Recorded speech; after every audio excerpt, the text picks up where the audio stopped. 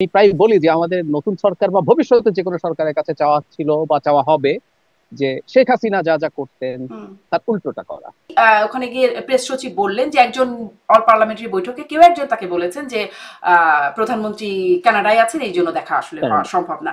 মানে এরকম কি বিষয়টা যে পাশের বাড়িতে গেলাম, নক করে দেখলাম বাসায় কেউ নাই, এরকম ব্যাপার? আমরা তো এখন পাশের বাড়িতে গেলেও একটা ফোন করে যাই। মানে যেটা ধরা পড়ে যাবেন সহসা ওইটা বলেন কেন? জাতীয় নিরাপত্তা জি, উপদেষ্টা আসলে কিভাবে প্রাসঙ্গিক? উনি আসলে আমাদের এখন ডেপুটি চিফ অ্যাডভাইজার ডিফ্যাক্টো। জি, ডক্টর ইউনুস কি আসলে অবজ্ঞা করলেন যখন তিনি চ্যাথাম হাউসে বলছেন আমাদের দেশের মানুষ টাকার বিনিময়ে ভোট দেয়? অবজ্ঞা করা হচ্ছে, ভীষণ ভাবে অবজ্ঞা করা হয়েছে। শুধু টাকা খেয়ে যদি মানুষের ভোট কেনা যেত, শেখ হাসিনা 3টে ইলেকশন রিগ করতো না, এর মধ্যে 18 সালে তাও বিএনপি এসেছিল, রাতে সিল মারতো না। তিনি বাংলাদেশ সম্পর্কে মানে কম জানেন বা তার যে ক্যারেক্টারিস্টিক্স এর কথা আপনি বলছিলেন, তাহলে কি তিনি রং চয়েস আমাদের প্রধান উপদেষ্টা হিসেবে? না, কেউ আমাকে যদি 5 অগাস্টে আবার ফিরে যেত, আমি ওনার শাসন নিয়ে একেবারেই হ্যাপি না। আমি আবারও বলছি, 5 আগস্টে যদি আমরা ফেরত যাই, আমি আবারও ওনাকে চাই। তারেক রহমানের জি, সাথে বৈঠক, এই বৈঠকটা ডক্টর ইউনুসের আগ্রহী হলো, দুই পক্ষই সন্তোষ জানালেন, সন্তুষ্টি প্রকাশ করলেন। সন্তুষ্টি প্রকাশ করার মতো আসলে কি হলো? এগুলো সার্কামস্টেন্সিয়াল এভিডেন্স আছে যাতে আমরা নিশ্চিত যে ফেব্রুয়ারিতে একমত হয়েছে সরকার। তারেক রহমান কেন দেশে ফিরছেন না? এই বিএনপির অনেকের সাথে আমার কথা হয়, তারা বলছেন যে নিরাপত্তার ঘাটতি আছে। ভারত কিন্তু এখন একটা খুবই ভয়ঙ্কর দেশে পরিণত হয়েছে। আমরা যদি এখন বলি, কানাডাতে গিয়ে শিখ অ্যাক্টিভিস্টকে হত্যা করেছে, আমেরিকাতে করতে গিয়েও ফেল করেছে, এটা আমেরিকার এফবিআই প্রকাশ্যে এই অভিযোগ এনেছে। তো টিউলিপের কৌশলে কি টিউলিপ জিতলেন? যে মানে একটা সময় তো টিউলিপকে নিয়ে তাকে মন্ত্রিত্ব থেকে সরাতে হয়েছে তীব্র ব্রিটিশ মিডিয়ার। আমি আজকে কথা বলবো খুব স্বাভাবিকভাবেই ডক্টর ইউনুসের যুক্তরাজ্য সফর, তারেক রহমানের সাথে বৈঠক, এই প্রসঙ্গগুলো নিয়েই। আমি একদম শুরু থেকে যদি শুরু করি তার সফরের, আহ, একটু আপনার কাছে শুনতে চাই। আমরা সরকারের পক্ষ থেকে বা পররাষ্ট্র মন্ত্রণালয়ের যে একটা ব্রিফিং হয়েছিল ভারপ্রাপ্ত পররাষ্ট্র সচিব, সেখান থেকে আমরা জেনেছিলাম এটা সরকারি সফর, রাষ্ট্রীয় সফর। কিন্তু তিনি যখন গেলেন তাকে রাষ্ট্রীয়ভাবে গ্রহণ করার যে একটা রীতি আছে সেরকমটা আমরা দেখলাম না, বা তারপরের যে প্রক্রিয়াগুলো আসলে আপনি কিভাবে দেখলেন? মানে কি মনে হলো, এটা কি সরকারি বা রাষ্ট্রীয় সফর? আমার কাছে মনে হলো না, এবং আমরা এই সরকারের কাছ থেকে এটা এক্সপেক্ট করি না। মানে এই সরকারের কাছে আমাদের সবচেয়ে বড় চাওয়া কি ছিল? আমি প্রায় বলি যে আমাদের নতুন সরকার বা ভবিষ্যতে যে কোনো সরকারের কাছে চাওয়া ছিল বা চাওয়া হবে যে শেখ হাসিনা যা যা করতেন হুম। তার উল্টোটা করা। তো শেখ হাসিনার সময় ট্রান্সপারেন্সির অভাব একটা গুরুত্বপূর্ণ বিষয় ছিল। শেখ হাসিনার সময় ডিনায়াল একটা গুরুত্বপূর্ণ ইস্যু ছিল। আমরা চাইতাম যে এই সরকারটা অন্তত এগুলোর বাইরে থাকবেন। সো আমরা দেখলাম যে না, এখানেও ট্রান্সপারেন্সির অভাব আছে, কারণ ওনারা যেভাবে বললেন বিষয়টা আসলে সেরকম দাঁড়ালো না। এমনকি তিনি যখন গেলেন, যে পুরস্কারটা নিতে গেলেন, খুবই উল্লেখযোগ্য কোনো পুরস্কার তা না। আমি এটা নিয়ে রিপোর্ট এসেছে, আমি দেখলাম যে ব্রিটেনের রাজার কিছু চিন্তা ভাবনা আছে, এগুলো স্প্রেড করার ক্ষেত্রে যারা কাজ করেন, এই ধরনের বিভিন্ন ক্যাটাগরিতে মানুষজনকে পুরস্কার দিচ্ছেন। এবং যে তালিকাটা দেখলাম যে অনেক বড়, অনেক উঁচু কোনো প্রোফাইলের পুরস্কার সেটা না। আমি কথাটা এই কারণে বলছি, ইভেন আমার কাছে মনে হয় শেষ পর্যন্ত এটাই প্রধান ইস্যু হিসেবে দাঁড়ালো। প্রধান উপদেষ্টা নিজে না গিয়ে ওই পুরস্কারটা পরবর্তীতে কোনো না কোনো ভাবে রিসিভ করিয়ে নেওয়া যেতে পারতো। এবং শেষ পর্যন্ত যখন ব্রিটিশ, হতে পারে এটা দ্বিপক্ষীয় সফর না, কিন্তু ব্রিটিশ প্রাইম মিনিস্টারের সাথেও যদি দেখা হতো, সেটাকেও আমরা কিছু না কিছু বলতে পারতাম অর্জন।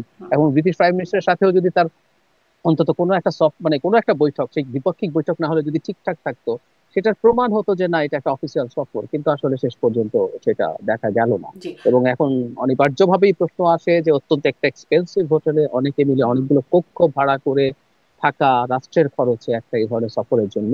তবে একটা কথা যোগ করে রাখি, আমি আবার এটাকে রাদার একটু অন্যভাবে দেখতে চাই। সেটা হলো শেষ পর্যন্ত যেন তারেক রহমানের সাথে তার যে বৈঠক হলো, সেটা যদি বিবেচনা করি, হয়তো এই ইনফর্মাল সফরটাও, এটা রাষ্ট্রীয় সফর না হলেও হয়তো আমাদের দেশের ভবিষ্যতের জন্য একটা পজিটিভ কিছু মানে হবে। গুরুত্বপূর্ণ সফর, সেটা রাষ্ট্রীয় সফর না হলেও বা দ্বিপাক্ষিক সফর সফর জি, না হলেও জি, গুরুত্বপূর্ণ। ওই গুরুত্বপূর্ণ জায়গাটাতে আমি যাবো, কারণ ওটা তো খুবই গুরুত্বপূর্ণ জি, আমাদের এই সময় কথা বলবার জন্য। কিন্তু বলছিলাম যে সফর নিয়ে একটু কথা বলবো। এই যে আমরা যাওয়ার আগে শুনলাম, যখন সেই জি, ভারপ্রাপ্ত পররাষ্ট্র সচিবের ব্রিফিং, তিনি বলছিলেন যে কি কি হবে তার সফরে, কি মানে সেই বিষয়গুলো ব্যাখ্যা করেছিলেন একটা ব্রিফিং করে সাংবাদিকদের সামনে। সেখানে তারেক রহমানের সাথে বৈঠকের বিষয়ে তার কাছে কোনো তথ্য ছিল না, তিনি তাই বলেছিলেন, কিন্তু বলেছিলেন স্টারমারের সাথে ব্রিটিশ প্রধানমন্ত্রীর সাথে বৈঠক হবে।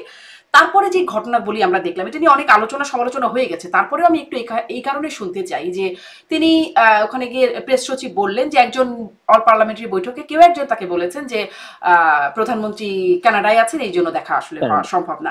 মানে এরকম কি বিষয়টা যে পাশের বাড়িতে গেলাম, নক করে দেখলাম বাসায় কেউ নাই, এরকম ব্যাপার? আমরা তো এখন পাশের বাড়িতে গেলেও একটা ফোন করে যাই। মানে কি প্রস্তুতি ছিল সেটা একটা প্রশ্ন, কারণ এই ঘটনার রিপিটেশন দেখলাম। কাতারের আমিরের আমন্ত্রণে তিনি গেছেন বলে বলা হলো, কাতারের আমিরও ওখানে গিয়ে বললেন যে তিনি আসলে বিদেশে আছেন, এজন্য দেখা করা গেল না। এই বিষয়গুলো রিপিটেশন হচ্ছে কেন? মানে আমি এই চেষ্টাটা কেন, আমি সেটারই প্রশ্ন খুঁজে পাই না। মানে এই চেষ্টাটা কেন কেন বলছি, ধরুন আগে আবারও শেখ হাসিনার জায়গায় যাই, বা একটা নির্বাচিত সরকার যখন আসে, সেই সরকারটার একটা স্টেক থাকে, সে এইটা এটা করলাম তো আমি পরের বার নির্বাচনে আবার দাঁড়াতে চাই, বা আমি পরের বার চুরি করে ক্ষমতায় থেকে যেতে চাই। ফলে তারা তাদের প্রোফাইলটাকে বড় করার জন্য, আমাদের নিশ্চয়ই মনে আছে শেখ হাসিনার সাথে ঋষি সুনাক একটা সোফায় বসে সামান্য কুশল বিনিময় করছিলেন, সেটাকে দ্বিপাক্ষিক বৈঠক বলে ওখানকার যিনি হাই কমিশনার ছিলেন মিস মুনা তাসনিম, আমাদের মনে আছে তিনি সেটাকে সেভাবে পোট্রে করার চেষ্টা করেছেন।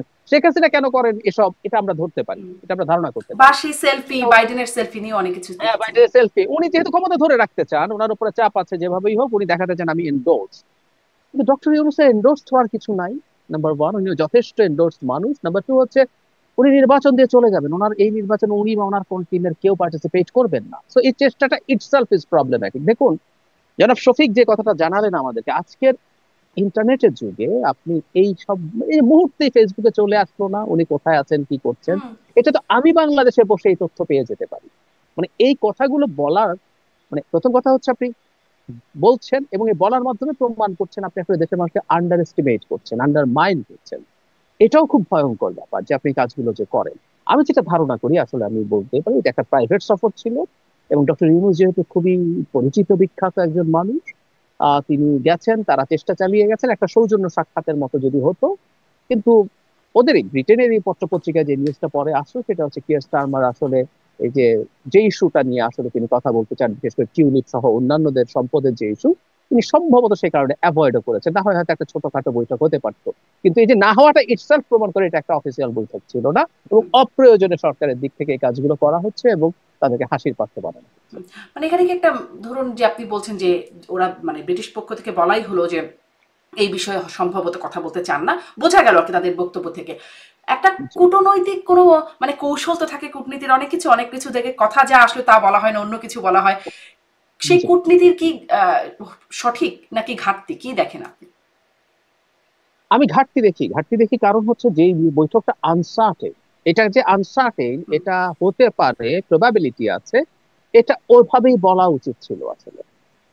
এটাকে যদি তারা মানে বেসিকটা কি, যেটা 100 ভাগ নিশ্চিত নয়, সেটা আপনি বলবেন না, এটা বলতে পারেন না, এই যে বলে এখন জিনিসটা প্রবলেম তৈরি হলো। আমাদের অত্যন্ত নন প্রফেশনাল কূটনীতি হলো। এবং আপনি যেটা উল্লেখ করলেন রাইটলি, এর আগে কাতার সম্পর্কে কথা বলে যখন তাদের একবার এক্সপেরিয়েন্স হলো, তারা একই ভুল আবার করলেন। হুম, আমি নিশ্চিত করতে পারি ব্রিটেনের প্রাইম মিনিস্টার গ্যারান্টি দেন নাই তিনি দেখা করবেন, দিলে তিনি সেটা রক্ষা করতেন। তার মানে তার অফিস থেকে তারাও এক ধরনের প্রবাবিলিটির কথা হয়তো জানিয়েছিল। তো সরকারের উচিত ছিল এটা না বলা, বা হুম। হলেও সেটাকে ওইভাবে বলা যাতে এখন সার্টেনিটিটা থাকে, যে না উনি ওর জন্য যাচ্ছেন না, ওনার অন্য কাজ হুম। আছে, সম্ভব হলে আমরা দেখা করবো, বা তাতেই হয়ে যেত। ধরুন আমার এই কথা বলতে বলতে মনে হলো, ভারতের যখন মোদির সাথে মানে ভারতের প্রধানমন্ত্রী মোদির সাথে বৈঠক হলো, তারপরেও প্রেস সচিব একটা ফেসবুকে একটা পোস্ট করলেন এবং তারপর ভারত একদম প্রতিক্রিয়ায় একটা দিল। তা ভারতের গণমাধ্যমে দেখলাম যে তিনি ম্যালেশিয়াস উদ্দেশ্য প্রণোদিত জি, ভাবে এই কথাগুলো বলেছেন। আহ, মানে প্রেস সচিব তিনি বলছিলেন যে শেখ হাসিনা ডক্টর ইউনূসের সাথে অসম্মানজনক আচরণ করেছেন, এই বিষয়গুলো মোদি এরকম দেখেছেন, এই এগুলো বিষয়গুলো বলেছেন বলেছেন। এগুলো মোটামুটি অস্বীকার, মানে তারপরেও প্রেস সচিবই বারবার এই বিষয়গুলো বলে যাচ্ছেন। উনি কি মানে কোনো আমরা, জবাবদিহিতার মধ্যে আসেন যে উনি বারবার কেন এটা বলছেন? না কখনোই আসেন। আর শারমিন, আমি একটা জিনিস খুব অবাক হই, মানে আপনি যদি এক্সাজারেট করেন বা মিথ্যা কথা বলেন, হোয়াট এভার ইউ ডু, যেটা ধরা পড়ে যাবেন সহসা ওইটা বলেন কেন? আমার কাছে এটা মনে হয়, ধরুন আপনি আজকে একটা মিথ্যা কথা বললেন, ধরে নিলাম মানুষ মিথ্যা বলে প্রয়োজনে স্বার্থে, কিন্তু সেটা যদি এমন হয় যে এটা 1 2 4 বছর পর ধরা পড়তে পারে, আপনি ভবিষ্যৎবাণী করলেন যে এই 5 বছর পর 4 বছর পরে এটা হবে, কিন্তু আপনি যে কথাটা এখন বলছেন, হুম, যেটা 2 দিন পরে আপনি সত্য মিথ্যা প্রমাণিত হয়ে যাবেন, সেটা বলবেন কেন? দ্বিতীয় কথাটা হচ্ছে এই, ধরুন মোদী যে উদাহরণটা আনলেন, প্রেস সচিব, আমি তার কাগজে কলমে ধরে নিলাম তাত্ত্বিকভাবে, পার্সোনাল লেভেলে এই কথাটা বলা হয়েছে, কিন্তু আপনি জয়েন্ট কমিউনিকে দেখবেন তো ওখানে কি বলা হয়েছে। আপনি ওখানে থাকা মিটিং এ সব কথা বলতে পারেন না। যদি আমি তাত্ত্বিকভাবে বলছি, যদি বলে থাকেন আপনি এটা বলার মাধ্যমে, বাইরে প্রকাশ্যে বলার মাধ্যমে প্রমাণ করলেন আপনি এটা জানেনই না কোন কথাটা বলা যাবে কোন কথাটা বাইরে বলা যাবে না। নাম্বার টু, যখন তারা অফিসিয়ালি এটা অস্বীকার করছে, এবং আমি মনে করি না মোদী আসলে এরকম কথা বলেছেন, কারণ মোদীর শেখ হাসিনার প্রতি যে অ্যাটিটিউড, এই যে ডক্টর ইউনুস ব্রিটেনে চ্যাথাম হাউসের সাথে ক্লিয়ারলি বলেছেন, ওইটা একটা খুব গুরুত্বপূর্ণ। ইনফ্যাক্ট ডক্টর ইউনুস ব্রিটেনে যাওয়ার আমার কাছে চ্যাথাম হাউসের যে ইন্টারভিউ, সেটা রাদার আমাদের কাছে একটা গুরুত্বপূর্ণ ইস্যু ওটাতেও আমি বলে আসবো, মনে হতে কয়েকটি পারে। পয়েন্ট নিয়ে কথা জি, বলতে চাইবো। জি। জি। তো তো সেখানে মোদির এই অ্যাটিটিউড দেখে আমরা বুঝতে পারি মোদির কোনো কারণ নেই শেখ হাসিনা সম্পর্কে এরকম মন্তব্য প্রধান উপদেষ্টার কাছে করা। তো এখন আমি আপনার সাথে একমত যে এনাকে তো আসলে সরকারের দিক থেকে যথেষ্ট পরিমাণ অ্যালার্ট করা উচিত, এবং এই সরকারের বহু ক্ষেত্রে ইমেজের ক্ষতি উনি তার জায়গা থেকে করেছেন। আমি অনেক সময় ইভেন তার দেওয়া স্টেটাস নিয়ে, যেমন আমি একটা উদাহরণ দিই, এই সরকারকে 5 বছর চায়। রমজানের ঈদের যখন লোকজন ডক্টর ইউনুস 5 বছর 5 বছর করছে, এক ভদ্রলোক স্টেটাস দিয়েছেন ইউনুসকে ওই ভিডিওটা শেয়ার করে, যে ডক্টর ইউনুস 5 বছর থাকুন, আমরা চাই, কিন্তু হয়তো থাকবেন না, আমরা আর কাউকে পাবো না, এরকম ওটা উনি শেয়ার করছেন। তারপরে ধরুন এক হুজুর ওয়াজ করছেন, তার মুসল্লিদেরকে নিয়ে পার্টিসিপেট করিয়ে বলছেন, আল্লাহ, ডক্টর ইউনুস যতদিন বেঁচে আছেন এই জমিনে যেন কোনোদিন ইলেকশন না হয়। মিস্টার শফিক উপরে একটা ছোট ইনিশিয়াল দিয়েছেন যে না, আমরা কিন্তু নির্বাচন করব, but he shared this video. খেয়াল করুন, একটা সরকারের এত গুরুত্বপূর্ণ পদে থাকা একজন মানুষ এগুলো করতে পারেন কিনা এটা তার তো বোঝা উচিত। উনি করেছেন। এরকম আরো বহু ক্ষেত্রে, বহু মানুষের ক্ষেত্রে, দেশের পলিটিশিয়ানদের সম্পর্কে যেসব মন্তব্য করেছেন, ইন্ডিয়ান চ্যানেলে গিয়ে তিনি বাংলাদেশ সম্পর্কে, বাংলাদেশের পলিটিশিয়ানদের সম্পর্কে যারা তাদের সরকারকে ক্রিটিসাইজ করে তাদের বিরুদ্ধে এমন সব কথা বলেছেন, এগুলো খুবই উদ্ভট। তাকে অনেক আগেই আসলে এসব ব্যাপারে অ্যালার্ট করা উচিত ছিল। আসলে যেটা হয়েছে, উনি আরেকটা একটু যোগ করে রাখি, উনি কিন্তু প্রধান উপদেষ্টার প্রেস সচিব, এটা বুঝতে হবে। তার মানে প্রধান উপদেষ্টা কি করছেন না করছেন সেগুলো ক্লিয়ার করা, সেগুলো বলাই তার কাজ, অন্তত তার পজিশন তাই বলে। উনি সরকারের মুখপাত্র নন, উনি সরকারের যাবতীয় সবকিছু নিয়ে অ্যাড্রেস করার কথা ওনার ছিল না। জি, এই কার কি কথা ছিল সেই জায়গাটাও আরেকটু বুঝতে চাই। জাতীয় নিরাপত্তা উপদেষ্টা এখানে কেন ডক্টর মোহাম্মদ ইউনূসের সফর সঙ্গী? ধরেন এটা যদি সরকারি একটা সফর হয়, দ্বিপক্ষিক কোনো সফর হয়, যেমনটি আসলে সরকারের পক্ষ থেকে বলা হচ্ছে, পররাষ্ট্র উপদেষ্টা থাকতে পারতেন, বা মানে যদি রিলেট করার চেষ্টা করি, জাতীয় নিরাপত্তা জি, উপদেষ্টা আসলে কিভাবে প্রাসঙ্গিক? এটা আমার একটা ব্যাখ্যা আছে, আমি প্রায় বলছি কথাটা। উনি আসলে আমাদের এখন ডেপুটি চিফ অ্যাডভাইজার, ডিফ্যাক্টো। পদ লেখা নাই, কিন্তু আমি এই মানুষটা, আপনি খেয়াল করেন, এই সরকারের সবচেয়ে পাওয়ারফুল মানুষ উনি, ডক্টর ইউনূসের পর। উনি প্রথম মন্ত্রী হিসাবেই হাই রিপ্রেজেন্টেটিভ ফর রোহিঙ্গা এবং সরকারের কি যেন আহ অগ্রাধিকার বিষয়ক ইস্যুগুলোর জন্য হাই রিপ্রেজেন্টেটিভ হয়েছে, তখনই উনি মন্ত্রী।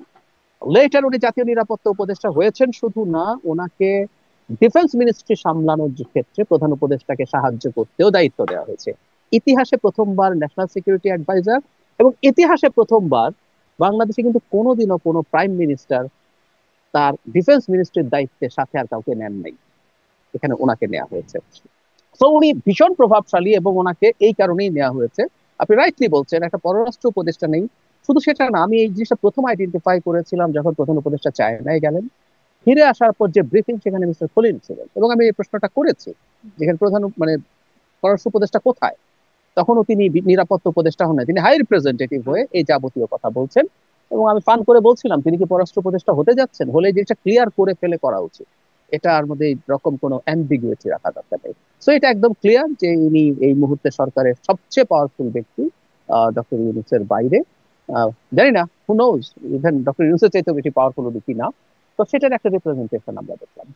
জি, মানে তিনি আসলে তারেক রহমানের সাথে বৈঠকের পরেও তাকেই যৌথ বিবৃতি দেখা গেছে। আসলে একে একে আসি বৈঠকে, সেই বৈঠকেও তিনি কিভাবে তাকে নিয়ে অনেক আপত্তির জায়গা তো বিএনপি তুলেছে। সেই বিষয়ে কথা বলার আগে আপনি বলছিলেন চ্যাথাম হাউসের সেখানে অনেক গুরুত্বপূর্ণ বিষয় আছে, সেখানে একটু আসি। মানে একে একে ধারাবাহিকভাবেই যদি যাই কথা বলি, যে সেখানে তিনি তাকে প্রশ্ন করা হয়েছিল যে পরবর্তী সরকারের অংশ হবেন কিনা। তিনি বলছেন সেই ইচ্ছে তার একেবারেই নাই। এই বক্তব্যটাকে আপনি আসলে কিভাবে দেখেন? কারণ ওই যে আপনি বলছিলেন যে শফিক সাহেব শেয়ার করছেন যে আরো 5 বছর থাকুন, স্বরাষ্ট্র উপদেষ্টা রাস্তা দিয়ে শুনছেন যে আরো 5 বছর থাকুন, ওয়াজে শোনা যাচ্ছে, নানান জায়গায় শোনা যাচ্ছে, একটা ক্যাম্পেইন আছে সেখানে। তিনি আসলে এটি পরিষ্কার করছেন, পরিষ্কার কি হচ্ছে? আহ মানে পরবর্তী সরকারে তিনি আসলে কিছু থাকতে চান না, কারণ আমি যতদূর বুঝি তিনি যে জায়গাটায় গেছেন প্রধান উপদেষ্টার মতো জায়গায়, তারপর আসলে আর কিছু ওনার পক্ষে থাকা সম্ভব না। এখন কেউ কেউ আলাপ রাষ্ট্রপতি করতে হতে চান পারে। এরকম একটা হ্যাঁ, জায়গাও অনেক, হ্যাঁ, শোনা যায়। আমি শুনেছি, আমি আমি ওই জায়গায় আসছি। রাষ্ট্রপতি হওয়া কিন্তু সরকারের অংশ হওয়া না। হুম, আমাদের কনস্টিটিউশনের অনুযায়ী রাষ্ট্রপতি কোনো দলের না, সরকারেরও না। আমি একটা উদাহরণ দিই, যখন জনাব হামিদ যখন রাষ্ট্রপতি হলেন, উনি কিন্তু এমপি ছিলেন। উনি যখন রাষ্ট্রপতি হলেন, সাথে সাথে ওনার এমপি পদটা না বাতিল হয়ে গিয়েছিল। এর আগে প্রফেসর বি চৌধুরী যখন রাষ্ট্রপতি হয়েছেন, তো রাষ্ট্রপতি একটা বাংলাদেশের রাষ্ট্রপতি, তিনি কোনো দলের বা সরকারের ব্যক্তি নন, তিনি একেবারে পুরো দেশের একটাই।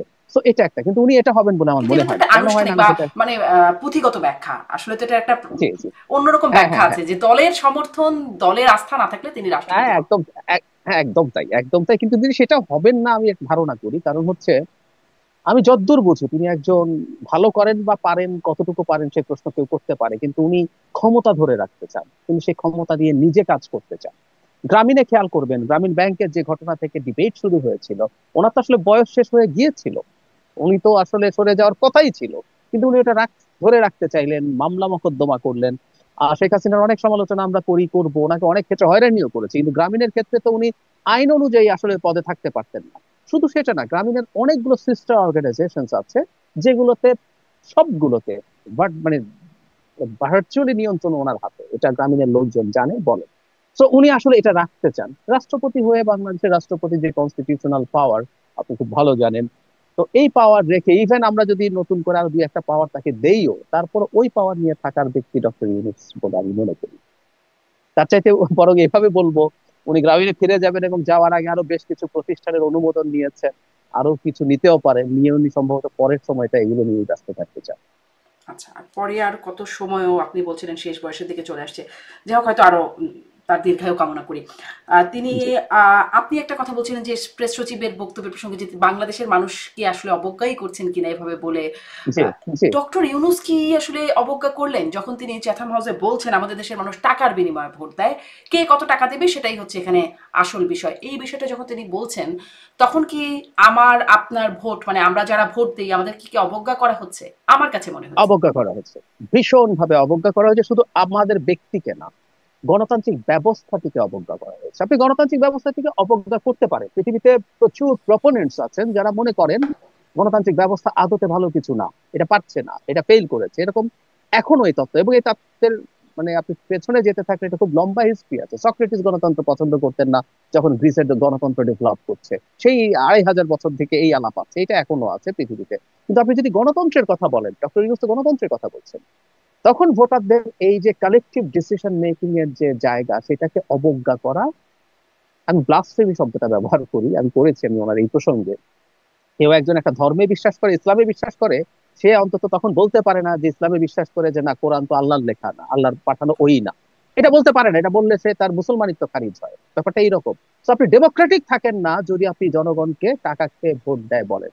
আচ্ছা, 2 নম্বর কথাটা হচ্ছে, এই দেশের মানুষ টাকা খেয়ে ভোট দেয় না, উনি স্টেরিওটাইপ করছেন। এদেশে কিছু মানুষ টাকা নেয়, টাকা খেয়ে ভোট হয়তো দেয়ও, কত পার্সেন্ট? আমরা একটা উদাহরণ নিয়ে প্রচুর আলাপ করেছি। টাকা খেয়ে যদি মানুষের ভোট কেনা যেত, শেখ হাসিনা 3টে ইলেকশন রিগ করতো না। এর মধ্যে 18 সালে তখন বিএনপি এসেছিল, রাতে সিল মারতো না। বিএনপির তুলনায় বহুগুণ টাকা বেশি আওয়ামী লীগ খরচ করতে পারতো, এবং যদি টাকা খরচ করে জেতা যেত, আওয়ামী লীগ টাকা খরচ করেই ফেয়ার ইলেকশনে জিততো, এটা ফর শিওর। আমি রাজনীতি তো বুঝি, আওয়ামী লীগের লোকজনের সাথে আমাদের বিভিন্ন সময় কথা হয়েছে। মানুষ ভুল সিদ্ধান্ত নেয় না এই দেশে, এবং উনি অত্যন্ত অবজ্ঞা করেছেন, এটা প্রমাণ করে। হুম। পারহ্যাপস আমি কি যদি বলেও তার, ফেলি, জি। উনি তো আসলে এই দেশের সাথে খুব বেশি কানেক্টেড ছিলেন না। তারমিন, খেয়াল করুন, উনি শেষ মুহূর্তে এসে যখন শেখ হাসিনা তাকে অনেক বেশি ঝামেলা করতে শুরু করলেন, তখন থেকে হয়তো উনি দেশের দিকে তাকিয়েছেন। এর আগে উনি একটা গ্লোবাল পার্সোনালিটি, তিনি সারা জীবন বাইরে থেকেছেন। এবং এই আলাপ আমরা করছি, ধরুন 18 সালের নির্বাচন আমরা যদি এখন বলি, ওই রাতের ভোটের পর কি আমরা ওনার একটা সাধারণ বক্তব্য শুনেছি, একটা বেসিক স্টেটমেন্ট, দেশের ডেমোক্রেসিটাকে শেষ করে ফেলা হলো 14 সালে? এবং জনাব খালেদ মহিউদ্দিনের সাথে একটা ইন্টারভিউতে তিনি স্বীকারও করেছিলেন, প্রথম ইন্টারভিউতে, যে উনি ঝামেলা এড়ানোর জন্যই কথা বলেন। তার মানে উনি বাংলাদেশ সম্পর্কে আসলে কত কম জানেন সেটা। আর দ্বিতীয় কথাটা এটাও বলে ফেলা ভালো, মাঝে মাঝে না আমাদের কারো কারো প্রতি হিউমিলিয়েটিং কথা মাথায় আছে।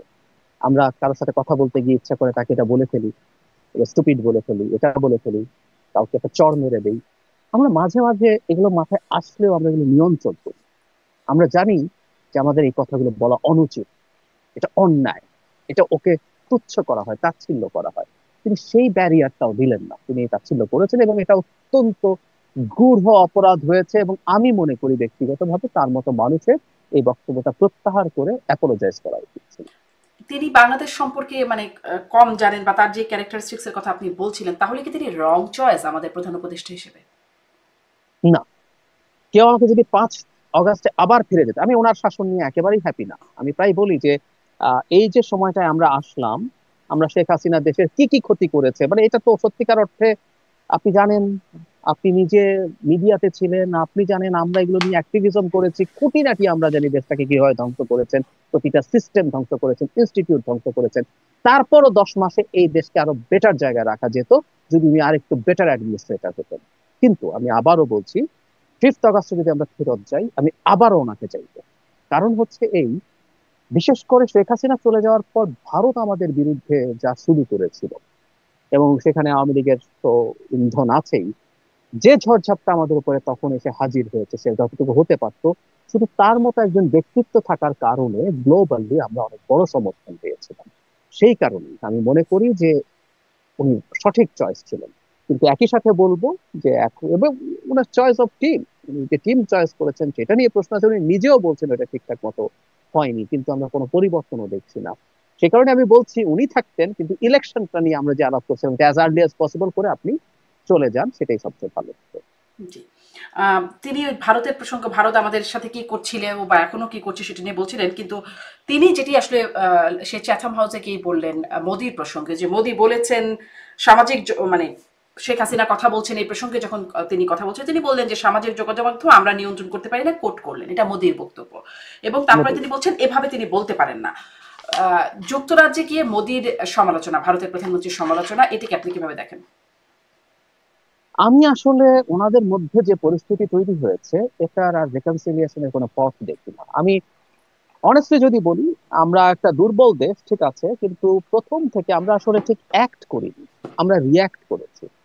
এবং আমি এই একটা জায়গায় ডক্টর ইউনূসের প্রশংসা করি, সেটা হচ্ছে আমরা ভারতের সামনে আমাদের জায়গা থেকে অবস্থান, মানে শক্ত অবস্থান দেখাবো। তবে হ্যাঁ, ব্যক্তিগত পর্যায়ের একটা মিটিং এ কি বলা হয়েছে সেটা বলা উচিত হয়েছে কিনা এই প্রশ্ন তোলা যায়। কিন্তু আদার দেন দ্যাট, ভারতের সাথে আমরা যে ধরনের স্ট্যান্স প্রকাশ করেছি এগুলো প্রত্যেকটা রিয়াকশন। যেমন ধরুন, শেখ হাসিনা পতন এবং পালিয়ে যাওয়ার পর তাদের জয়শঙ্কর পররাষ্ট্রমন্ত্রী, মানে তাদের প্রথম যে ব্রিফিং পার্লামেন্টে দিলেন, সেখানে পুলিশ হত্যা করা হয়েছে এই কথা বলা হয়েছে। পুলিশ হত্যা করা হয়েছে, পুলিশ মারা গেছে, কিন্তু এখানে শেখ হাসিনা কি করে গেছেন একটা কোনো আওয়াজ নেই, কোনো কথা নেই। এবং ক্রমাগত তারা আমাদের বিরুদ্ধে, বিশেষ করে হিন্দু কমিউনিটির ওপরে কি হচ্ছে সেগুলো নিয়ে ডিসইনফরমেশন সরকারি ভাবে করেছে। আমি মিডিয়ার কথা বলছি না, আমার কাছে যথেষ্ট পরিমাণ ডেটা আমার মনেই আছে তাদের স্টেটমেন্ট গুলোতে কি ছিল। তো তারা রেগুলারলি আসলে আমাদের সাথে প্রবলেম করেছে এবং আমরা রিয়াক্ট করেছি, এবং এই রিয়াকশনটা আমি মনে করি দরকার ছিল। কারণ হচ্ছে বাংলাদেশ দীর্ঘকাল আসলে সেই যে একটা সভরেন স্টেট, তার সাথে সভরেন স্টেটের মতো ডিল করতে হবে, সেই জিনিসটা আসলে ভুলে গিয়েছিল শেখ হাসিনার সময়। ভারতের এই মেসেজটা পাওয়া দরকার ছিল, এবং ভবিষ্যতের সরকারগুলো যাতে এইরকম একটা বেঞ্চমার্ক ফলো করে সেটা দেখাচ্ছে। তবে আমি আপনার সাথে একমত, ব্রিটেনে গিয়ে একটা পার্সোনাল মিটিং এ একদম জনাব মোদীকে কোট করে বলাটা হয়তো কূটনৈতিক ভাবে ঠিক ছিল। জি। আহ, একটু মানে এই প্রসঙ্গটাও কথা বলি যে টিউলিপের বিষয়ে একটু কথা বলতে চাই। তার আগে মনে হয় তারেক রহমানের প্রসঙ্গটা আসে, যেটা একটা খুবই জি, গুরুত্বপূর্ণ বিষয়। ইনফ্যাক্ট পুরো সফরের সবচেয়ে গুরুত্বপূর্ণ বিষয় তারেক জি। রহমানের সাথে বৈঠক। এই বৈঠকটা ডক্টর ইউনূসের আগ্রহী হলো, দুই পক্ষই সন্তোষ জানালেন, সন্তুষ্টি প্রকাশ করলেন। সন্তুষ্টি প্রকাশ করার মতো আসলে কি হলো?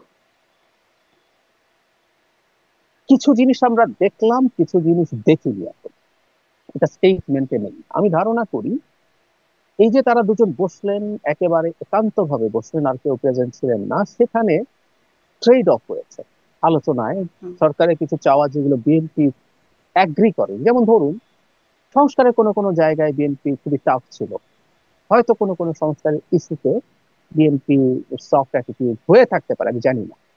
দু একটা স্টেপ, যেমন ধরুন বন্দর নিয়ে ডক্টর ইউনূস কিন্তু চট্টগ্রাম বন্দর নিয়ে ইজ ভেরি ক্রেজি। আমরা ওনার সর্বশেষ যে ভাষণ আছে, তা নিশ্চয়ই মনে পড়বে, এটা নিয়ে আমরা অনেক সমালোচনা করেছি। যারা এটার বিরোধিতা করবে তাদের প্রতিহত করুন, উনি জনগণকে বলছেন। এইরকম ভাষা ওনার মুখ দিয়ে সাধারণত বেরোয় না, কিন্তু বেরিয়েছে। এর আগে উনি 15-16 মিনিট ধরে মোটিভেশনাল স্পিচ দিয়েছেন চিটাগং গিয়ে, বন্ধ কেন ওই কোম্পানিকে দিতে হবে। সো এই ধরনের এইরকম একটা কাজ উনি করতে চাইতে পারেন, যেটা নিয়ে বিএনপি পজিটিভ নট করতে পারে। আর বিএনপি যেটা চেয়েছিল, সে কোনোভাবেই আসলে এপ্রিলে ইলেকশন মানছিল না। আর তাই ফেব্রুয়ারিতে ফার্স্ট উইক বা সেকেন্ড উইকে যখন ইলেকশন আসবে, সেটা তার জায়গা থেকে এক ধরনের সন্তুষ্টির স্কোপ আছে। এবং আমি ধারণা করি যেন তারেক রহমান হয়তো তারদেরও কিছু রেড লাইন আছে, যে এগুলো এগুলো করা যাবে না। সেই রেড লাইন গুলো হয়তো হয়তো দিয়ে থাকতে পারেন, আমি নিশ্চিত নেই। যেমন একটা জিনিস সারফেসে আছে, রাষ্ট্রপতিকে নিয়ে একবার ঝামেলা হয়েছিল, রাষ্ট্রপতিকে নিয়ে আবার একই জিনিস চলছে, তখন কিন্তু বিএনপি না এটার বিরুদ্ধে দাঁড়িয়েছে। নির্বাচন কমিশনকে পুনর্গঠনের দাবি এনসিপি এবং খানিকটা জামাতও করছে, এবং তারা বলছে এই নির্বাচন কমিশনের অধীনে নির্বাচন হতে দেবেন না বা তারা পার্টিসিপেট করবেন না। তো এসবের ক্ষেত্রে বিএনপির কোনো অপশন থাকতে পারে, যেগুলো হয়তো সরকারের দিক থেকে অ্যাগ্রি করা হয়েছে। তো দুই পক্ষকে আলোচনার মাধ্যমে পরস্পরকে কিছু ছাড় দিয়েছে, এটা বোঝা যাবে। আচ্ছা, তো আমরা কি সেই বিষয়গুলো আসলে স্পষ্ট হতে পারি না? এগুলো কি হতে পারে, মানে সবকিছু ধারণা করে নিতে হবে? বিষয়গুলো স্পষ্ট করতে কি কোনো সমস্যা আছে? সমস্যা আছে, সমস্যা আছে। কারণ হলো কিছু কিছু জিনিস আমার মনে হয় এগুলো পাবলিক হওয়া সঠিক না, এগুলো স্ট্র্যাটেজিক কারণ। হুম, ধরুন ধরুন আমি আমি জানি না, আবারও বলছি, কিন্তু আমি তাত্ত্বিক ভাবে বলছি, আমি আলোচনার খাতিরে করে নিলাম। যেন তারেক রহমান বলল যে প্রেসিডেন্টকে সরানো হোক, এরকম কোনো অ্যাটেম্প আমরা এগ্রি করবো না। ধরুন বলা হলো, আমরা আগেও করিনি, এটা তো প্রকাশ্যই ছিল। এখন যদি আবারও হয়, আবারও কিন্তু এই আওয়াজ তোলা হচ্ছে, এবং আমি ধারণা করি এই ধরনের চেষ্টা হতে পারে। এটা আমরা করব না, এটার ব্যাপারে আমরা আগে আপনাকে জানিয়ে দিলাম। সো এরকম কোনো কিছু এন্টারটেইন করা যাবে না যদি কোনো রকম করে কিছু করি। এখন এই কথাটা যদি আপনি পাবলিকলি কোনো স্টেটমেন্টে বা কোনো জায়গায় আসে, এটা হতে পারে না। ধরুন প্রধান উপদেষ্টা বললেন যে আমি কিন্তু চিটাগাং পোর্ট দেবো, এটা আমি ডিসাইড করেছি, ওদের সাথে আমার কথা হয়ে গেছে। এটা উনি কনভিন্স করলেন যেন তারেক রহমানকে, যে এরকম এরকম কারণে এটা দেওয়া উচিত, এটা এই ভালো হবে, এটা এটা হবে। ধরে নিলাম যেন তারেক রহমান এগ্রি করলেন। এটা আপনি পাবলিকলি বলতে পারবেন না। তখন যেটা হবে, উনি স্টেপ নিলে দেখা যাবে বিএনপি হয়তো অনেক বেশি রিয়াকশন দেখাচ্ছে না, কিছুটা কেন রেটরিক পাবলিকলি থাকে। বললে আবার কি সমস্যা? পাবলিকলি বললে সমস্যা আছে, রাজনৈতিক সমস্যা আছে। রাজনৈতিক সমস্যা কিরকম?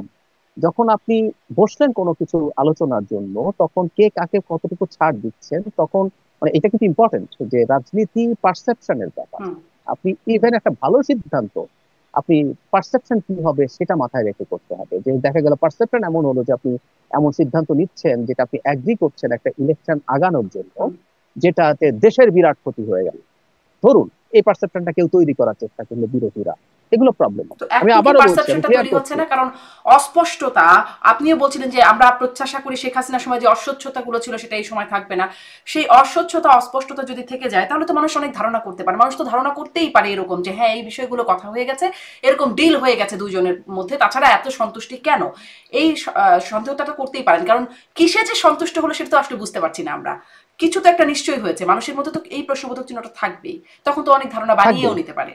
হ্যাঁ হ্যাঁ, তো বানিয়ে, এবং অনেক গুজব ভেসে বেড়াচ্ছে, অনেক হ্যাঁ। গুজব ভেসে বেড়াচ্ছে। এগুলো চলছে, সেগুলো ঠিক আছে। এগুলো ভুল না যে মানুষ এটা দেখবে, কিন্তু তাহলে হলো কি, আমি ওজন করব দিনের শেষে, মানে এটা এখানে না, সারা পৃথিবীতেই বিভিন্ন সময়ে আপনি দেখবেন দুজন সর্বোচ্চ লিডার যখন বসেন, আমাদের এখানে একই দেশের মানুষ, অনেক ক্ষেত্রে এক্সক্লুসিভ একটা টাইম তারা মিটিং করেন, এবং সেই এক্সক্লুসিভ টাইমে কেউ থাকেন না। জয়েন্ট কমিউনিকেতে দেখা যায় যে ওই এক্সক্লুসিভ টাইমে আলোচনার বিষয়গুলো সবসময় থাকে না। তো এটা খুব নন প্র্যাকটিস বিষয় তা না, এবং আমি আপনার সাথে একমত। এটা সামনে না আসলে অনেক রকম স্পেকুলেশন তৈরি হবে, কিন্তু আমি মনে করি স্পেকুলেশন তৈরি হওয়ার তুলনায় এইটা বসে যদি তারা সেটেল করে হুম। নেন, সেটা বরং ভালো হবে। তবে হ্যাঁ, কি কি হয়েছে না হয়েছে সেগুলো তো আমাদের সামনে আসবে, তাই না? স্টেপ গুলো যখন নেওয়া হবে, তখন আমরা বুঝতে পারবো কে কিভাবে রিয়াক্ট করছে, কে কিভাবে এটাকে ডিল করছে সেটা দিয়ে। জি। তাহলে মানে সেই এই বিষয়ে আপনি অনেক বলেছেন বিভিন্ন টক শোতে সহ আপনার নিজের বক্তৃতায় আপনি বলেছেন যে নির্বাচনটা তাহলে কবে হবে? আসলে কি ফেব্রুয়ারিতে নির্বাচন হবে? নাকি এপ্রিলেই সময়টা রয়েই গেল? কারণ ওই যদি কিন্তু আগেও যা বলতেন যে যদি সংস্কার সম্ভব হয় তাহলে ডিসেম্বরের মধ্যেও করা সম্ভব। এখনো তো সেই সংস্কার সম্ভব হয়, প্রয়োজনীয় বিচার সেটা যদি সম্ভব হয় তাহলে সেই জায়গাটাতেই রয়ে গেল তো। আ না, আমি রয়ে গেল বলে মনে করি না তামিম। আমি যদি স্টেটমেন্টটা পড়ি তাহলে আপনি ঠিক, হুম। কিন্তু আপনি আইনের মানুষ, আপনারা সার্কামস্টেন্সিয়াল এভিডেন্স বলে একটা কথা ব্যবহার করেন হুম। প্রচুর।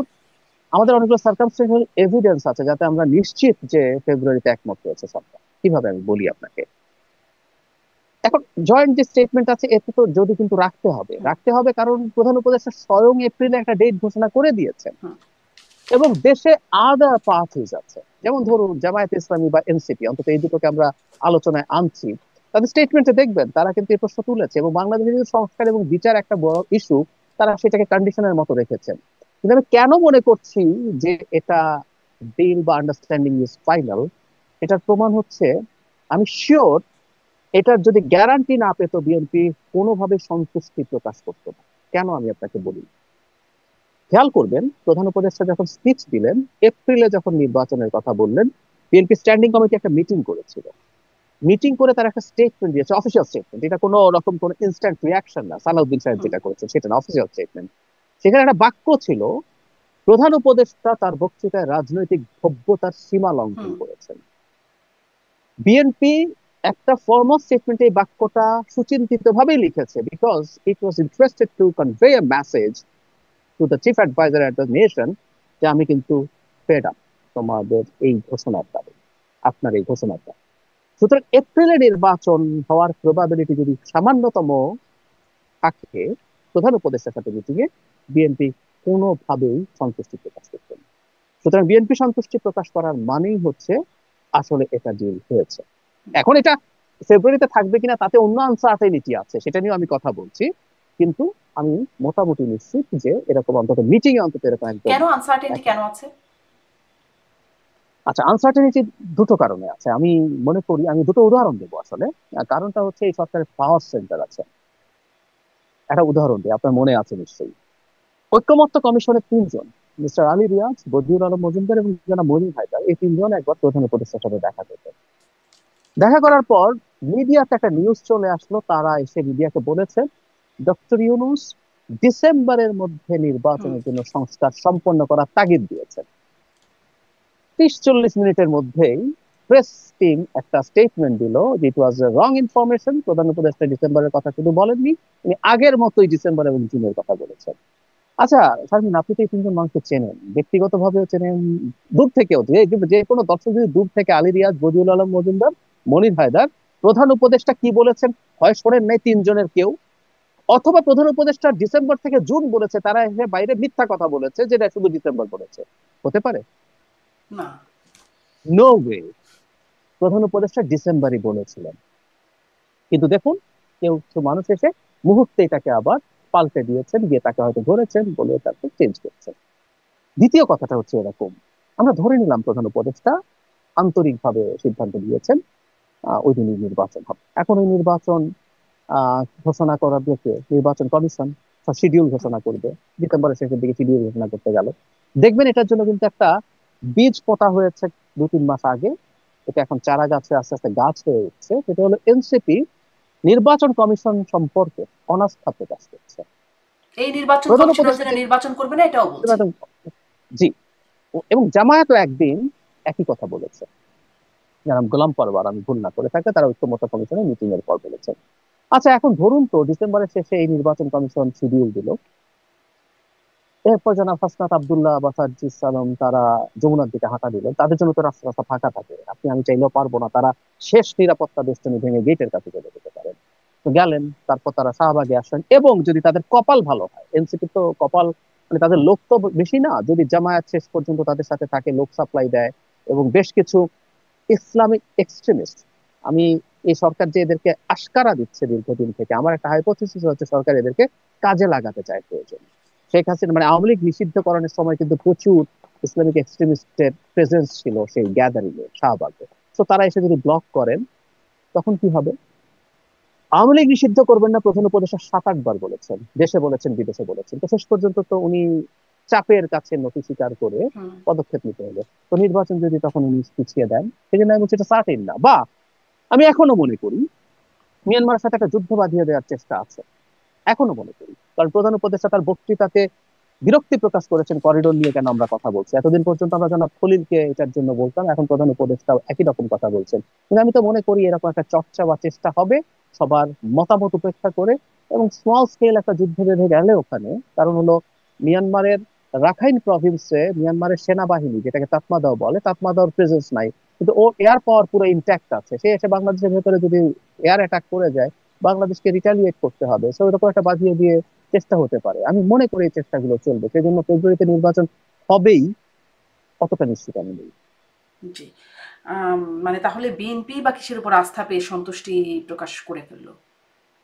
প্রাথমিক সন্তুষ্টি প্রকাশ হচ্ছে যে প্রধান উপদেষ্টা তো অন্তত এগ্রি করেছেন। একটা কথা ইম্পর্টেন্ট, প্রধান উপদেষ্টা যে কথাটা দিয়েছেন সেই কথাটা রাখার চেষ্টা তার জায়গা থেকে করতে হবে, এবং উনি আন্তরিকভাবে চেষ্টা করবেন বলে আমরা আশা করি। ওই যে বলছিলাম যে পাওয়ার সেন্টার বিভিন্ন জায়গায় আছে, কিন্তু এই বিভিন্ন বিশ্লেষণটা তো লোকজন। বিএনপির কাছেও আছে যে আসলে যমুনায় গিয়ে ঘেরাও করলেই দাবি আদায় করে ফেলা যায়, এবং সেটা হয়েওছে।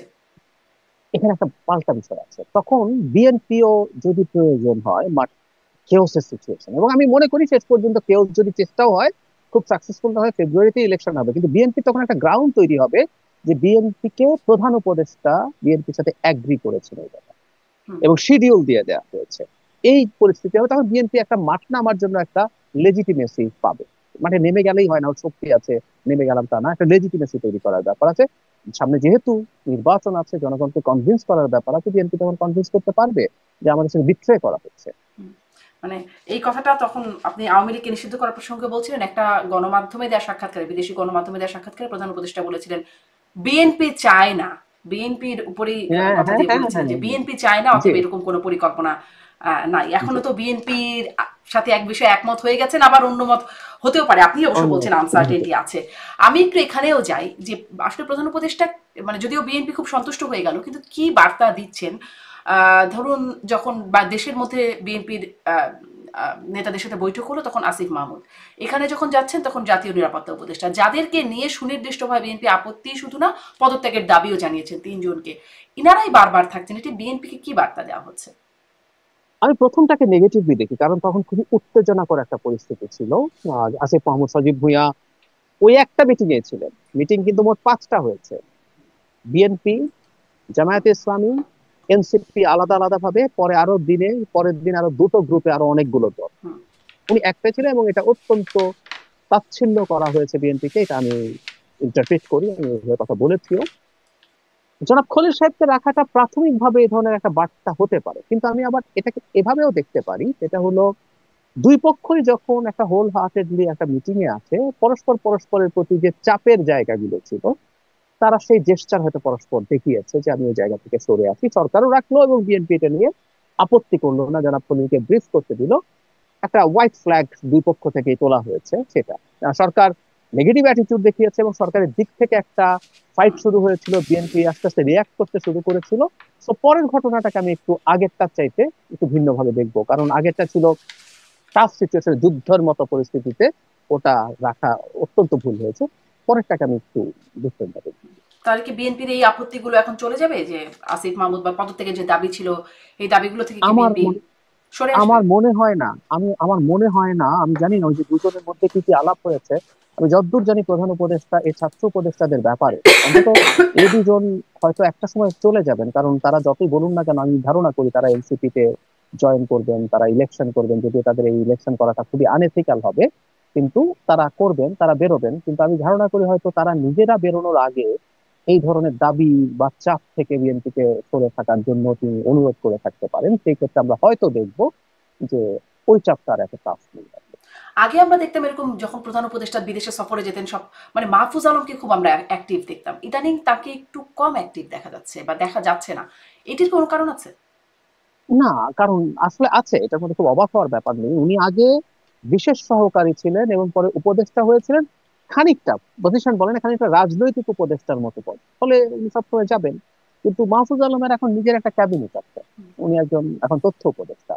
তো উনি এখন একজন ক্যাবিনেট মিনিস্টারের যা যা থাকা দরকার উনি সেগুলো নিয়ে আছেন সম্ভবত। এটাই কারণ, মানে অ্যাটলিস্ট এটা ফর শিওর, তাকে যখন ওই পজিশনটা থেকে সরানো হলো তাতে বোঝা যায় যে তাকে রাজনৈতিক উপদেষ্টা ডিফ্যাক্টো বা রাজনৈতিক বিশেষ সহকারী এই জায়গাটায় দেখতে প্রধান উপদেষ্টা পছন্দ করেননি, তাই তাকে ওখান থেকে সরানো হয়েছে। আর এখন যেহেতু উনি একটা ক্যাবিনেটে আছেন, এখন আর এই প্রশ্নটা করা আর সমীচীন হবে না। মানে ক্যাবিনেটে তো জাতীয় নিরাপত্তা উপদেষ্টাও আছেন, তিনি তারপরে তার সাথে যাচ্ছেন আর কি, সেই প্রশ্নের হ্যাঁ, সাথে হ্যাঁ, আবার এটা মেলেও না। সেটা। হ্যাঁ, এটা আবার হ্যাঁ, খুব একটা সেটাই। মেলে না। হ্যাঁ, তো তারেক রহমান কেন দেশে ফিরছেন না, এই প্রশ্ন, মানে স্বরাষ্ট্র উপদেষ্টা বলেছেন তিনি দেশে ফিরতে পারেন, আসলে কেন ফিরছেন না? বিএনপির অনেকের সাথে আমার কথা হয়, তারা বলছেন যে নিরাপত্তার ঘাটতি আছে। আগে একটা সময় শুনতাম যে আওয়ামী লীগের সময় তো সেই নিরাপত্তার বিষয়টা ছিল, মামলা ছিল, একটা সময় শুনতাম তিনি অসুস্থ, মামলা শেষ হলে আসবেন, মামলা শেষ হলো তিনি আসছেন না, শুনলাম তার মা আছেন তিনি সেই জন্য আসতে পারছেন না, তার মাও চলে আসলেন তিনি আসলেন না। এখন শুনছি একটা নিরাপত্তার সমস্যা রয়ে গেছে বাংলাদেশে, এটি বিএনপির লোকজন বলেন, নেতারা বলেন। আসলে কেন আসছেন না তারেক রহমান, কি মনে হয় আপনার? আমি আসলে জানি না, ওনার নিরাপত্তার একটা সংকট আমি অনুমান করি কেন। ধরুন, খোলাখুলি কথা বলি, এটা ভালো হবে। বিএনপি দলটার প্রতি ভারতের তীব্র বিরাগ আছে। তারা তাদের ব্যাখ্যা কি দেয় সেই আলোচনায় আমি ঢুকছি না। বিরাগ আছে, বিরাগ হচ্ছে অ্যাটেনিকস শেখ হাসিনাকে ক্ষমতায় রাখতে হবে এবং বিএনপি কে ধ্বংস করতে হবে, এই যে এজেন্ডা আওয়ামী লীগ নিয়েছিল তার সাথে ভারতের অ্যালাইনমেন্ট ছিল। তারা কোনোভাবে বিএনপি, একটা ফেয়ার ইলেকশন মানেই তো বিএনপি ক্ষমতায় আসা, সেটা তারা হতে দেবেন না। ভারত কিন্তু এখন একটা খুবই ভয়ঙ্কর দেশে পরিণত হয়েছে। আমরা যদি এখন বলি, কানাডাতে গিয়ে শিখ অ্যাক্টিভিস্টকে হত্যা করেছে, আমেরিকাতে করতে গিয়েও ফেল করেছে, এটা আমেরিকার এফবিআই প্রকাশ্যে এই অভিযোগ এনেছে ভারতের সরকারের বিরুদ্ধে, তাই না? ওটা সামহাও নিউট্রালাইজ করা গেছে। এই ধরনের অ্যাসাসিনেশনের পথে তো ভারত যাচ্ছে। ভারতও তার জন্য পটেনশিয়াল ঝুঁকি কিনা। আর আওয়ামী লীগের লোকজন তো প্রচুর এখনো বিদেশের মধ্যে রয়ে যাচ্ছে। আচ্ছা, এটাও ঠেকানোর চেষ্টা করতে হবে। কিন্তু আমার কাছে অন্য একটা কারণও মনে হয়, যেমন এটা আমি আমি ধারণা করি তার জন্য বেস্ট টাইম আমার কাছে মনে হয় নির্বাচনের তফসিল ঘোষণা করার ওই সময়টাতে। মানে উনি যখন দেশে আসবেন, একটা হাইপ তৈরি হবে তো বিরাট। এবং স্বাভাবিকভাবে প্রত্যেকটা হাইপ আস্তে আস্তে সেটা কমতে থাকে।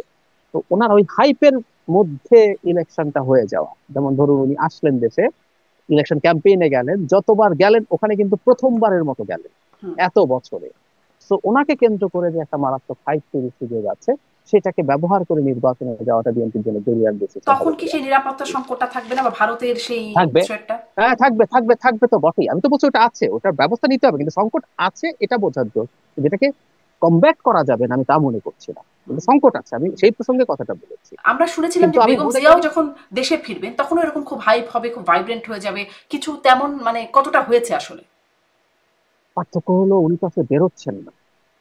উনি তো এখন আসলে বেরোচ্ছেন, উনি হুম। যেদিন আসলেন সেদিন তো যথেষ্ট হুম। হয়েছে, উনি তো এরপর আসলে আর বেরোচ্ছেন না। উনি যদি বেরোতেন, তারেক রহমান ধরুন দেশে আসলেন এবং উনি এরপর নির্বাচনের ক্যাম্পেইন শুরু করলেন, উনি কিন্তু এই দীর্ঘ বছরে, আমরা একটা হিসাব বলি না, বাংলাদেশে 35 বছরের নিচে কেউ ভোট দেয়, জেনুইন ভোট। 8 সালে যে ভোট দিয়েছিল, তার বয়স 35 হয়ে গেছে এখন এসে। এরপর এর মাঝখানে কোনো ভোট দেয়নি। সেই যে বিরাট একটা জনগোষ্ঠী, বিরাট একটা সংখ্যা, হুম। ওই সময়ের পর থেকে তারা তারেক রহমানকেও সামনাসামনি দেখেননি। দলের নেতা কর্মীদের যে উজ্জীবিত হওয়া, উনি কিন্তু এই কাজটা করেছেন, তারা উজ্জীবিত হবে। তো আমি মনে করি একটা বড় ফাইট মানে এটি তৈরি একটা হবে এবং সেটাকে নির্বাচনী নির্বাচনের পর্যায়ে কৌশলও দেখতে হতে পারে যে তিনি কবে ফিরবেন। হতে হতে পারে, আচ্ছা। হতে পারে। আচ্ছা, আপনি মানে ভারতের প্রসঙ্গে বলছিলেন, একটা কথা মনে পড়লো। আপনি একটু আগেই বলছিলেন যে ডক্টর ইউনূসের এই অবস্থানটাকে আপনি প্রশংসা করছেন, যে ভারতের সব মানে ভারতের প্রেক্ষিতে তিনি যে অবস্থান নিচ্ছেন বা স্পষ্ট করছেন, এটি পছন্দ করছেন, একটা শক্ত অবস্থানের জায়গা। কিন্তু মানে আমরা ভারতের বিরুদ্ধে অবস্থান মুখে শুনতে পাচ্ছি, দেখতে পাচ্ছি, শক্ত কথাও শুনতে পাচ্ছি, কিন্তু যে বিষয়গুলো নিয়ে আমরা এতদিন ধরে আলোচনা করলাম, সেই চুক্তিগুলো যেগুলো শেখ হাসিনা সরকারের সময় মানে অযাচিত ভাবে হয়েছে বলে বলছি আমরা, সেগুলো কোথায়? সেগুলো না তো বাতিল, না তো প্রকাশ করা হচ্ছে, কেন? আচ্ছা শারমিন, একটা জিনিস শুরুতে ক্লিয়ার করি, সেটা হচ্ছে ভারতের সাথে ডক্টর ইউনূস কোনো অভাবনীয় কাজ করেননি। আমাদের কাছে অভাবনীয় লাগছে কেন জানেন? মানে একটা সভরেন স্টেট তো দিনের শেষে আছে। যেমন একটা উদাহরণ দিই, নেপালে একবার ভারতের বর্ডার পোস্ট দিয়ে একজন মানুষ কিল্ড হয়েছিল। নেপালের লোকজন এমন ভাবে রিয়াক্ট করেছে, নেপালের সরকার এমন ভাবে রিয়াক্ট করেছে, শেষ পর্যন্ত ভারতের এই যে এখনো উনি নিরাপত্তা উপদেষ্টা ছিলেন অজিত ডোভালকে যেতে হয়েছে, অজিত ডোভালকে অ্যাপোলোজাইজ করতে হুম। হয়েছে। তো নেপাল কি আমাদের চাইতে ইকোনমিকলি বা মিলিটারিলি আমাদের ভারতের সাথে তুলনা নেই, কিন্তু নেপাল কি আমাদের চাইতে শক্তিশালী দেশ নাকি? মোদ্দা কথাটা হচ্ছে একটা সভরেন স্টেটের কতগুলো এক্সপেকটেশন আছে, তার সাথে ডক্টর ইউনূস জাস্ট একটা সভরেন স্টেট যা যা করার কথা সেটুকু করেছেন। এখন ওই, আমরা তাদের স্লেভের মতো ছিলাম, শেখ হাসিনা স্লেভের মতো আচরণ করেছেন। এখন এটাকে অনেক অভাবনীয় কিছু মনে হয় এবং ভারতের ভালো লাগছে না, কারণ আপনি যখন একটা স্লেভ পাবেন তার জায়গায় আপনার একজন মানুষ যে আপনার পার্টনার হতে চায়। আপনি খেয়াল করবেন ডক্টর ইউনূসকে নিজেই মোদির সাথে দেখা করার আগ্রহ প্রকাশ করেছেন না। হুম। উনি তো ওনার সাথে যুদ্ধ ঘোষণা করেন নাই, উনি নিজে দেখা করার আগ্রহ প্রকাশ করেছেন। তার মানে উনি চান, এমনকি এই যে চাথাম হাউসে কিন্তু উনি ভারতের সাথে একটা খুব ভালো সম্পর্ক চান, একই কথা কিন্তু চাথাম হাউসে করেছেন। তো সুতরাং এটাই একটা সভরেন স্টেটে হওয়ার কথা। এবার আপনি যেটা বলছেন এটার সাথে আমি একমত, কিছু কিছু চুক্তি খুব টাফ চুক্তি, তো যেগুলো অ্যাগ্রিমেন্ট সেগুলো তো আসলে লিগাল খুব বাইন্ডিং আছে, এগুলো খুব সোজা না, এগুলো করা দরকার। কিন্তু আমাদের প্রচুর এমওইউ আছে, এমওইউ আপনি যে কোনো সময় বেরিয়ে আসতে পারেন। যে এমওইউ গুলো হয়েছে এবং যেগুলো আমাদের স্বার্থের পরিপন্থী নিয়ে আলাপ ছিল, উচিত ছিল, আমি আপনার সাথে একমত যে এগুলো অবশ্যই উচিত ছিল। এবং কতগুলো আমাদের সিকিউরিটির জন্য ক্ষতিকর কতগুলো চুক্তি আছে, অন্তত একটা চুক্তি আমি মনে করতে পারি, আমাদের কোস্টাল এরিয়ায় ভারতের রেডার আছে, এটা যদি এগ্রিমেন্টও হয়ে থাকে এটা থেকে আমাদের বেরিয়ে আসা উচিত ছিল। এরকম যতটা সম্ভব এগুলো অতটা তো হয়নি, আমি অন্তত আপনার সাথে প্রকাশনাকে একমত এবং প্রকাশও উচিত করা হয়নি। হচ্ছে না, মানে চুক্তিগুলো প্রকাশ করা হবে একদম শুনেছিলাম আমরা, সেটিও তো করা হলো না। একদম। তাহলে আমরা কিসের ভিত্তিতে, আসলে আমরা তো জানি না, দেখিও নি চুক্তিগুলো কখনো, কিসের ভিত্তিতেই আমরা এটাও বলছি যে খুব অযাচিত অনৈতিক চুক্তি ছিল? কেউ তো বলতেই পারেন না চুক্তি, এমনকি আওয়ামী লীগের লোকজন বলছে যে করে থাকলে প্রকাশ করুন। তো সেটা তো মানে বলতেই পারেন আমি এখন। আমি আম- আমি একমত, এগুলো এগুলো আসা দরকার আছে, কিন্তু ওই যে বললাম আমি আপনাকে এইমাত্র একটা বলছি যে আমাদের কোস্টাল সার্ভেলেন্স রেডার হুম আছে হুম আমাদের হুম। কোস্টে ভারতের, চোখ বন্ধ করে এটা হতে পারে না, এটা চলতে পারে না। এরকম যেমন ধরুন অসম চুক্তি, আমাদের এই যে ওদের যে লাইন অফ ক্রেডিট গুলো এলওসি গুলো হয়েছে, এলওসি গুলো নিয়ে দীর্ঘ সমালোচনা আছে, সিরিয়াস সমালোচনা আছে যে তার ট্রানজিটের জন্য যা যা বা করিডোরের জন্য যা যা দরকার আছে সেখানেই ফাইন্যান্স করেছে, এবং প্রত্যেকটার মধ্যে বেশিরভাগই সাপ্লায়ার্স ক্রেডিট।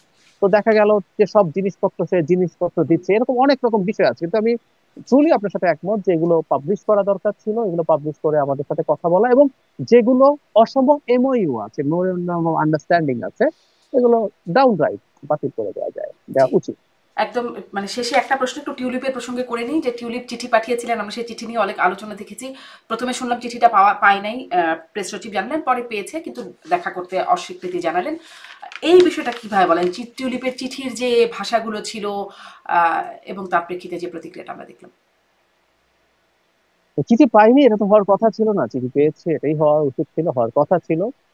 কিন্তু আমি অন্তত টিউলিপের যে এক্স অ্যাকাউন্টে যে স্ট্যাটাস উনি দিয়েছিলেন, এটা অবিশ্বাস্য। তিনি ডক্টর ইউনূসকে পার্লামেন্টে দেখা করতে বলছেন, এরকম ভাষা লেখা ছিল। মানে কেউ কেউ বলছেন, রাইটলি বলছেন যে বাংলাদেশ একটা স্বাধীন দেশ হয়েছে, ব্রিটেনের উপদেশ উপনিবেশ না, কিন্তু ভাষাগুলো এইরকম ছিল।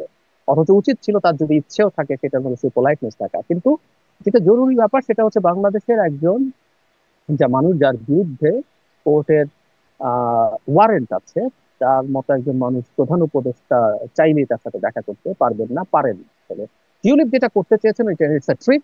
ট্রিকটা হচ্ছে এরকম যে আপনি, আপনার তো এখন ভোটে বিরাট বিপদ হয়ে গেছে, টিউলিপের তো একটা প্রমিসিং পলিটিক্যাল ফিউচার ছিল, সেই ফিউচার আমি ধারণা করি, মানে উনি তো তার এক ধরনের মন্ত্রী ছিলেন, ওনার আমি দেখেছি উনি যেখানে ছিলেন 5 বা 6 নম্বর ব্যক্তি, এবং ওদেরকেও এক ধরনের জুনিয়র মন্ত্রী হিসেবে ট্রিট করা হয়, কিন্তু সেখান থেকে সরে যেতে হয়েছে। ভবিষ্যতে ইভেন নমিনেশন পাবে কিনা, যদিও স্টারমারের অতি স্নেহের দৃষ্টি তার প্রতি আছে, পাবেন কিনা অনিশ্চিত হয়ে গেছে। তো উনি সম্ভবত ভোটারদের সামনে নিজেকে ভালো দেখানোর চেষ্টা করেছে, এটা করার জন্যই উনি ডক্টর ইউনূসের সাথে দেখা করতে চেয়েছেন, এবং খুব স্বাভাবিকভাবে ওনার এই দেখা করার কোনো দরকার নেই, কোনো কারণ নেই। কিন্তু আমি আবারও একমত, প্রেস টিমের আমরা চিঠি পাইনি টাইনি টাইপের কথা বলারও কোনো দরকার ছিল না। এই জিনিসগুলো ঠিকঠাক মতো বলা, এই ব্যাপার আছে, আমরা এই ব্যাপারে কি সিদ্ধান্ত নেবো পরে জানাতে পারি, সবকিছু তো আপনাকে এখনই জানাতে হবে না। আমরা এটা পেয়েছি, এই ব্যাপারে কি হবে, এটা লিগাল দিক কি আছে, সবকিছু নিয়ে আমরা কথাবার্তা বলে আমরা ডিসাইড করবো কি করবো।